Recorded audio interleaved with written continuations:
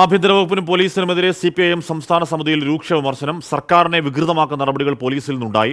IG റാങ്കിന് മുകളിലുള്ള ചില ഉദ്യോഗസ്ഥരുടെ പ്രവർത്തനം തിരിച്ചടിയായി.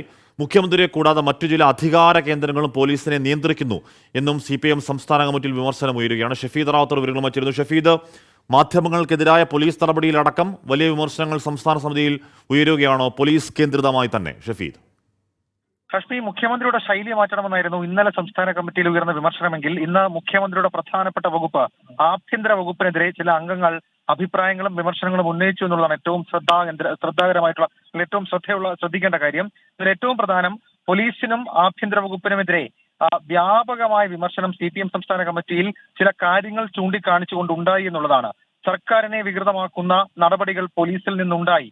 മുഖ്യമന്ത്രിയെ കൂടാതെ മറ്റു ചില അധികാര കേന്ദ്രങ്ങൾ പോലീസിനെ നിയന്ത്രിക്കുന്നു എന്ന കുറ്റപ്പെടുത്തൽ അത് സ്വാഭാവികമായും പ്രതിപക്ഷം മുൻപ് തന്നെ ഉന്നയിച്ചതാണ്. ഗുണ്ട ആക്രമണങ്ങൾ നേരിടുന്നതിൽ പോലീസ് പരാജയപ്പെട്ടു. തുടർച്ചയായ കൊലപാതകങ്ങൾ സംസ്ഥാനത്ത് ഭീതി പരത്തി. സ്ത്രീ സുരക്ഷയിലും പോലീസിന്റെ വിശ്വാസ്യത നഷ്ടപ്പെട്ടു എന്നുള്ള കാര്യം അത് സമീപ ദിവസങ്ങളിൽ ഉണ്ടായ ചില സംഭവങ്ങൾ ചൂണ്ടിക്കാണിച്ചുകൊണ്ട് തന്നെ സംസ്ഥാന കമ്മിറ്റിയിൽ ചില അംഗങ്ങൾ അഭിപ്രായപ്പെട്ടു. മാധ്യമങ്ങൾക്കെതിരായ പോലീസ് നടപടി തിരിച്ചടിയായെന്നും അഭിപ്രായമുയർന്നു. മാധ്യമങ്ങളും സർക്കാരും തമ്മിലുള്ള ബന്ധത്തെ അത്തരം കാര്യങ്ങൾ ഉലച്ചു. രാഷ്ട്രീയ എതിരാളികൾക്ക് ആയുധം നൽകുന്ന രീതിയിലാണ് ചില പോലീസ് ഉദ്യോഗസ്ഥരുടെ പ്രവർത്തനം.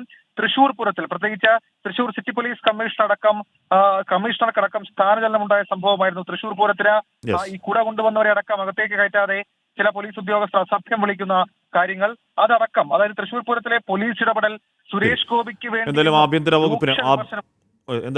വകുപ്പിനെതിരെ രൂക്ഷ വിമർശനം, പോലീസിനെതിരെ വിമർശനം. ഏറ്റവും ഒടുവിൽ നമ്മുടെ മാധ്യമപ്രവർത്തകർ റൂബിൻലാലിനെതിരെ എടുത്ത കള്ളക്കേസിനടക്കം പശ്ചാത്തലത്തിൽ മാധ്യമങ്ങൾക്കെതിരെ നടപടി അടക്കം തിരിച്ചടിയായി എന്നൊക്കെ സംസ്ഥാന സമിതിയിൽ വിമർശനം ഉയരുകയാണ്.